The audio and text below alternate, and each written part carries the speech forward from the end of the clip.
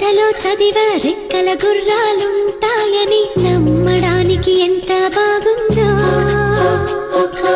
బాలమిత్ర కథలో చదివా పగడపు దీవులు ఉంటాయని